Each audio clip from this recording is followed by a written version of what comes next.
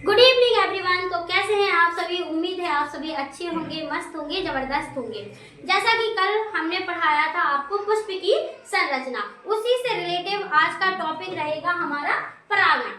तो परागण पढ़ने से पहले जो भी हमारी वीडियो देख रहे हैं वो अपना नाम कमेंट बॉक्स में जरूर लिख दें, जिससे कि हमें पता चलता रहे कि आप लोग हमारी वीडियो देख रहे हैं। आप लोग क्या करते हैं, वीडियो देख लेते हैं, कमेंट नहीं करते हैं, जिससे कि हमें पता ही नहीं चलता कि वीडियो देख पड़ रहा है। ठीक है, तो आज का हमारा टॉपिक है परागण। परागण किसे कहते हैं? चल, अगर हम किसी काम को करने के लिए किसी न किसी चीज का इस्तेमाल करते हैं, जैसे कि इस चीज को हमें यहाँ इस टेबल तक रखने के लिए किसी माध्यम की आवश्यकता पड़ती है। जैसे कि ये मार्कर है, अगर मार्कर को हम यहाँ पर ला रहे हैं, किसके माध्यम के? हाथ के माध्यम से हम इस मार्कर को टेबल तक ला रहे हैं। सेम वही माध्यम का कार्य करता है हमारा परागण। जैसे कि परागण किसे कहते हैं, पहले तो हम ये समझ लें परागण कहते किसे हैं। तो पराग कणों के परागकोश से, क्योंकि परागण कहाँ बनते हैं? परागण बनते हैं परागकोश में। जिसने भी कल की वीडियो नहीं देखी है, पहले आप कल की वीडियो देख लें, जिससे कि आपको ये वाली वीडियो अच्छे से समझ में आ जाएगी। तो जो पुष्प के परागकण हैं वो परागकोश में बनते हैं और लगभग परागकोश की संरचना आपके इस प्रकार की होती है। इसे काटने से हमें इस तरीके की संरचना देखने को मिलती है। इसके अंदर भरे होते हैं परागकण और इसे कहते हैं हम परागकोश।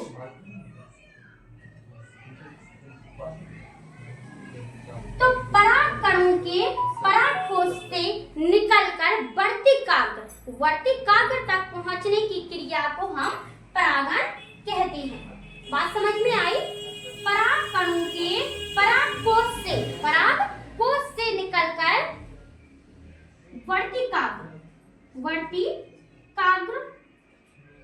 वर्तिकाग्र तक पहुंचने की क्रिया को हम परागण कहते हैं। अब है हमारे परागण के भाग। परागण कितने भागों में बटा हुआ होता है? परागण दो भागों में बटा हुआ होता है। पहला होता है हमारा स्वपरागण और दूसरा होता है परपरागण।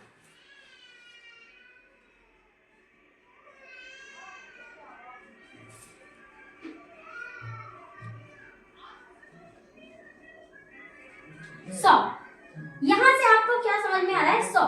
स्वपरागण क्या होता है? इसमें जो परागकण होते हैं उन्हें किसी और माध्यम की आवश्यकता नहीं होती है। एक बात और हमने उसमें बताई थी, जब परागकोश परिपक्व हो जाता है तो वो फट जाता है।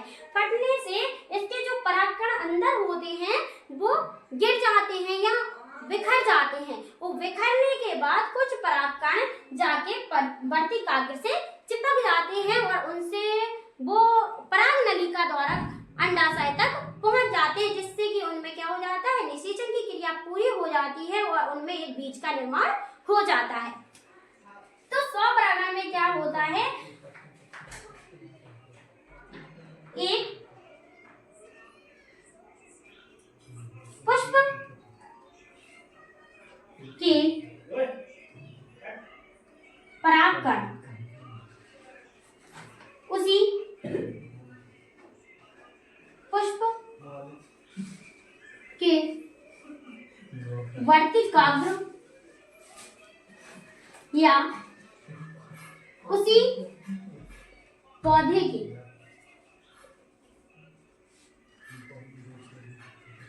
दूसरे पुष्प के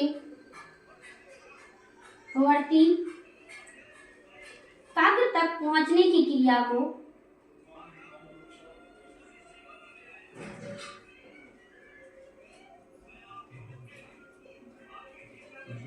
स्वपरागण कहते हैं।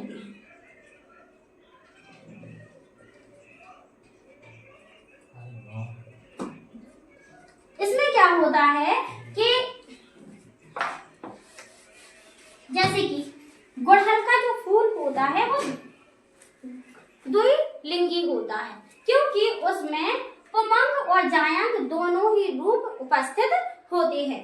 आपने देखा होगा गुड़हल की कली में एक बीच में इस तरीके की नलिका निकली हुई होती है और इसमें जो लास्ट का हिस्सा होता है वो थोड़ा फूला हुआ होता है। यहाँ पर ये संरचना थोड़ी सी फैली हुई होती है और इसे ही कहते हैं हम वर्तिकाग्र। और इसमें कुछ इस तरीके की डंडियां भी निकली होती हैं और इसमें इस तरीके की रचना होती है और पीले पीले कलर का यहाँ पर पाउडर टाइप का लगा हुआ होता है। उसी पाउडर को हम कहते हैं परागकण, इसे कहते हैं परागकोश।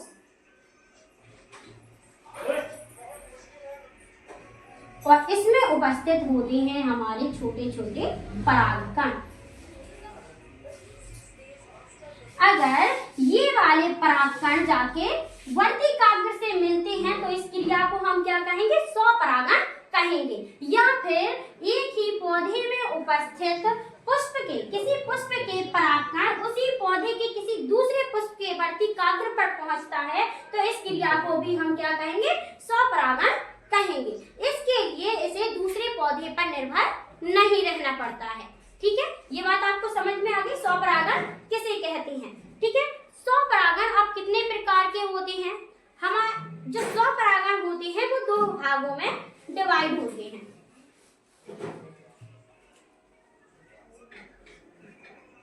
स्वपरागण ये होते हैं दो भागों में। पहला होता है समयुग्मकी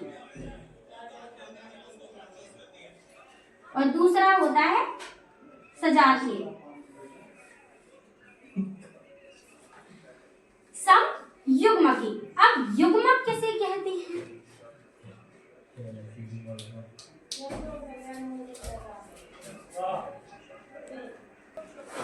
इसमें ये समयुग्मक नहीं होता है, ये होता है सयुग्मक।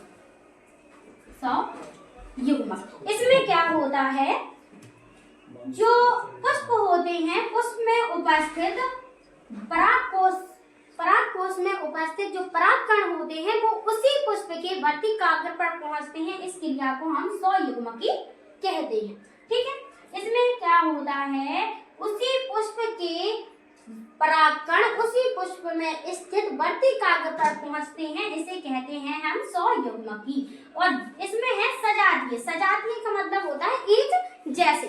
इसमें क्या होता है? उसी जो एक पौधा होता है, जैसे कि ये पौधा है, ठीक है, ये पौधा है और पौधे में दो फूल निकले हुए हैं, एक ये वाला और ये वाला। ठीक है, इसमें उपस्थित होते हैं परागकण। अब इसके परागकण निकलकर इस वाले वर्तिकाग्र पर पहुंचते हैं तो इसे क्या कहेंगे? हम सजातीय स्वपरागण कहेंगे। और इसमें क्या होता है? जैसे कि ये पुष्प है और इस पुष्प में ये एक पौधा है, इस पौधे में एक पुष्प लगा हुआ है और इसमें उपस्थित जो परागकण है वो यहीं से निकलकर इसी के वर्तिकाग्र पर पहुंचते हैं तो इसे कहेंगे हम स्वयुग्मकी और इस क्रिया को कहेंगे हम सजातीय। उम्मीद है ये वाला टॉपिक आपको समझ में आ गया होगा। अब इसके बाद हम पढ़ेंगे स्वपरागण के लिए अनुकूलन। स्वपरागण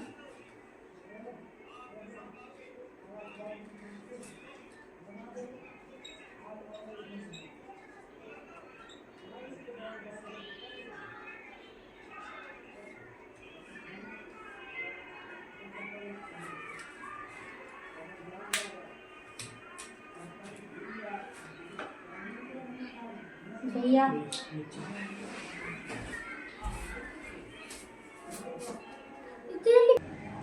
स्वपरागण के लिए अनुकूलन। स्वपरागण के लिए अनुकूलन दो विधियों द्वारा होता है। पहली विधि होती है हमारी सहपक्वता।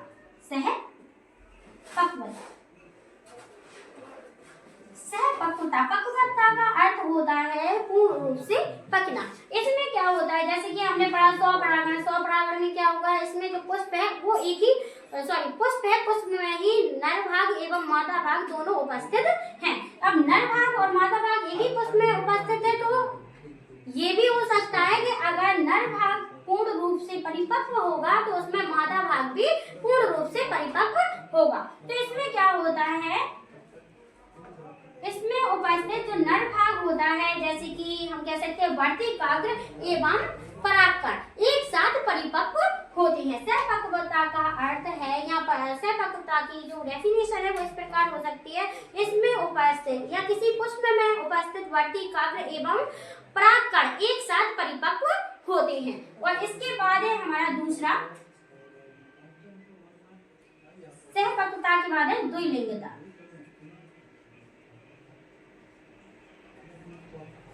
इसमें क्या होता है, द्विलिंगता में होता है, इसमें नर तथा मादा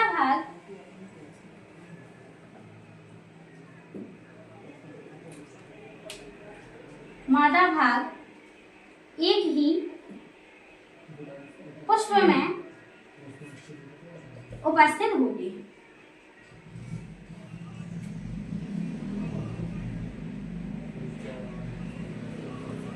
नर तथा मादा भाग एक ही पुष्प में उपस्थित होते हैं। और इसमें नर तथा, ऐसे भी लिख सकते हैं हम, परागकण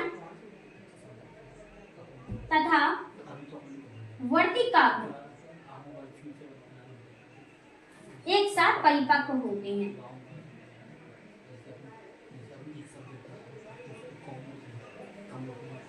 एक साथ परिपक्व होते हैं।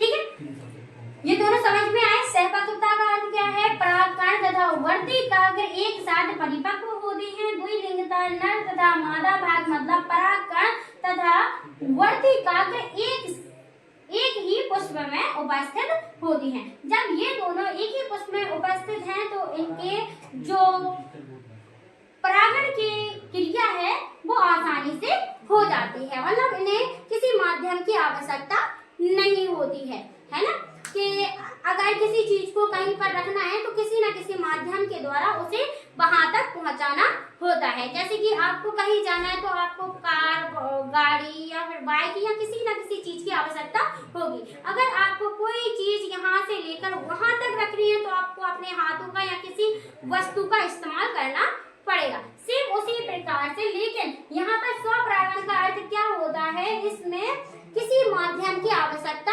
नहीं होती है, ये खुद पे खुद वहां तक पहुंच जाते हैं। ठीक है, अब हम पढ़ेंगे स्वपरागण के लाभ।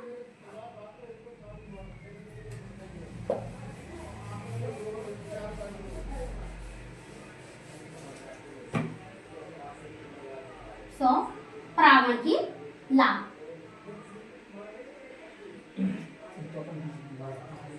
इसके निम्नलिखित लाभ हैं। निम्नलिखित लाभ इसलिए हैं क्योंकि इनमें जो परागकण होते हैं उन्हें कहीं जाना नहीं पड़ता। ठीक है, इसमें जो परागकण होते हैं उन्हें कहीं किसी भी गतिविधि को करने की आवश्यकता नहीं होती है। और इसमें उपस्थित जो नए बीज बनते हैं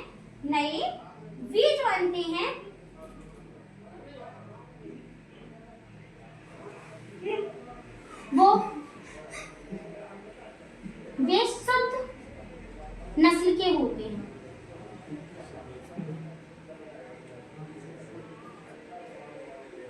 ठीक है, इनके जो बीज निर्मित होते हैं या इनके द्वारा जो फल निर्मित होता है वो शुद्ध नस्ल का होता है। परंतु जितनी इसके लाभ होते हैं, आपने ये तो देखा होगा कि जिस चीज से हमें जितने लाभ होते हैं उतनी ही हमें हानियां होती हैं। जैसे कि आप बिजली को ही ले लो, बिजली जितनी हमारे लिए लाभदायक है उतनी ही हानिकारक है। सेम उसी प्रकार से जो स्वपरागण के लाभ हैं उसी प्रकार से इससे कुछ हानियां भी होती हैं। क्योंकि अगर माना कि किसी पुष्प में कोई रोग हो जाए, है ना, किसी पुष्प में कोई रोग हो जाए तो उसकी आने वाली पीढ़ी में भी वो रोग उभर कर आएगा, है ना। तो इसमें इसके ये तो हानि हो गई। और एक इस प्रकार से भी हो सकता है कि इसके रोग प्रतिरोधक जो क्षमता होती है वो कम होती जाती है, कैसे कम होती जाती है, जिससे कि इनकी स्वपरागण की